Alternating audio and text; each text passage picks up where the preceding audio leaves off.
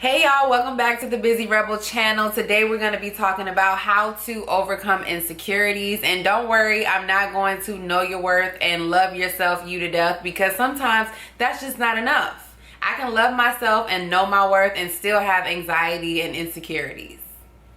In my experience, people either have insecurities around their physical appearance or around their ambition, or both. And the internets don't help because they show you all these instant ways to get self-gratification, all these raps, teas, 30-day plans, and so on. But what they don't tell you is what happens when the results don't come instantly. What happens when you're still sitting in the exact same place you were when you bought that product or that service from that person that said that you were going to get the results instantly. And that's the problem. That's my problem with the word instant, because what happens when it doesn't happen? Then all of your excitement dies down and you suddenly get back to your insecure feelings. You get back into feeling like you lack something, especially if you're somebody who likes to play the comparison game. And I will say this till I'm blue in the face: comparing yourself to others is the #1 confidence killer. Do not do it. Do not do it. Do not do it. If you never get to the root of the problem and only tend to the symptoms, you're never going to get to the root of why you're insecure and how you can fix it. No amount of quick fixes is going to fix what's inside. You have to do that work. You have to do the inner work to build your self-confidence.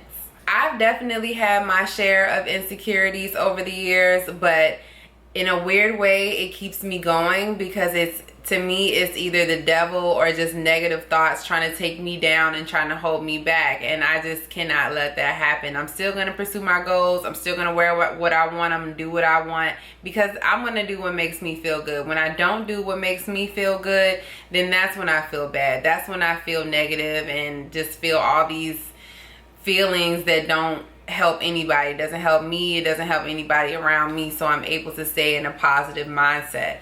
And so that's the first thing I'm going to talk about, is positive self-talk. So I want you to hold your arms like this and create a big circle.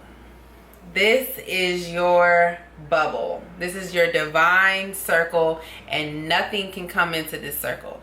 All the negative thoughts at this point are outside the club and they cannot get in. In this bubble, we accept the things that we cannot control and we focus on the things that we can change. So in here, you have self-talks with yourself, and you say things like, okay, this dress doesn't fit anymore, but that means I get to buy a new dress. Or, yeah, I applied for that job and got rejected, but what's for me won't miss me.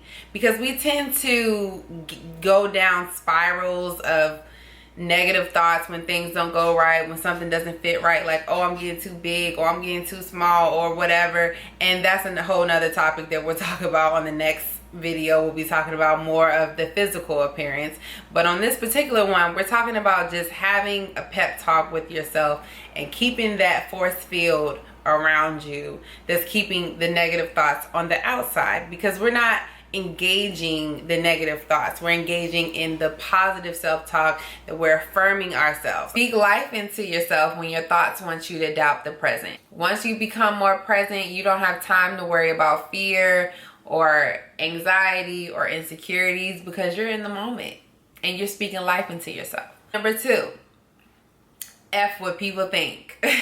And I know I say this a lot, but I am so serious, because it's a consistent theme of people caring too much about what other people think. And I'm not saying you should never care about what anyone thinks and you should just live on your high horse and never come down, because sometimes healthy criticism is necessary. But the F people think that I'm talking about is F what people think about you personally, because you being your authentic self is your power. I remember being young and feeling like I was always under the radar. I could not move or breathe or fucking sit down wrong without somebody saying something to me. And it was so frustrating, because I'm like, dang, I'm just trying to be me. I'm just trying to live my life. Why are you all up on me? But what I learned was they were projecting their insecurities onto me, which was not my burden to bear. That had nothing to do with me. And the reality of the situation is, people are going to talk bad about you. There is probably somebody talking about you right now.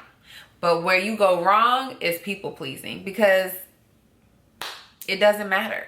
I got over this by getting back to the girl that I used to be. Who was that girl? I had to think about who was that girl before she started caring about what people thought.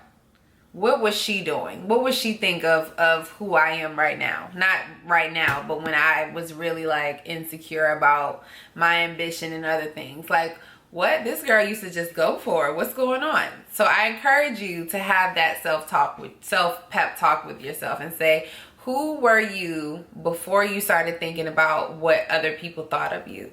And if you don't have an answer for that, if you feel like you've always cared, then try to do something different. If you always care about what people think, try to do the opposite thing and see how that works out for you. And let me know how that goes. And 3, don't forget to love yours. Don't forget to stop and smell the roses, to take note of how far you've come, how much progress you've made, and how you've manifested your life to where you are now. I think a lot of the times we get caught up in our schedules and we forget that we are making progress. We are doing the damn thing. And that is something to be proud of. That's something to be happy about. So I'm terrible at that as well, or I have been in the past. So lately I've been taking about 5 to 10 minutes to just write down about 5 to 10 things that I'm grateful for every day. And that keeps me motivated. If I ever feel insecure, I go straight to the things that I'm grateful for. I'm grateful that I'm not the same person I was a year ago. I'm grateful that I have made progress in other areas if this area is not developed. So by being grateful, you're able to acknowledge your progress. You're able to acknowledge the things that you were insecure about before that are now your power, your authentic. It's a part of your authentic makeup. And that's the goal, to be our authentic selves and to live our best lives. And if you have problems with this, if you don't have a way of tracking your goals and your progress over time, that's why I created the daily No Excuses Planner. And that way you can take note of each thing that you're doing, each task. You can set intentions for the day, and you can also write down the things that you can do better tomorrow. It's a printable, free download, and I encourage people to print it out. I print it out in order to track my goals throughout the weeks and months of the year, because I'm not really good at making a whole 30-day plan. I don't know if I'm going to be the same person after 1 week, or I want the same schedule after 1 week. So I have to develop a system in order to find what works for me. So I'm hoping that that does the same thing for you. Thank you so much for watching. See y'all next time. Bye.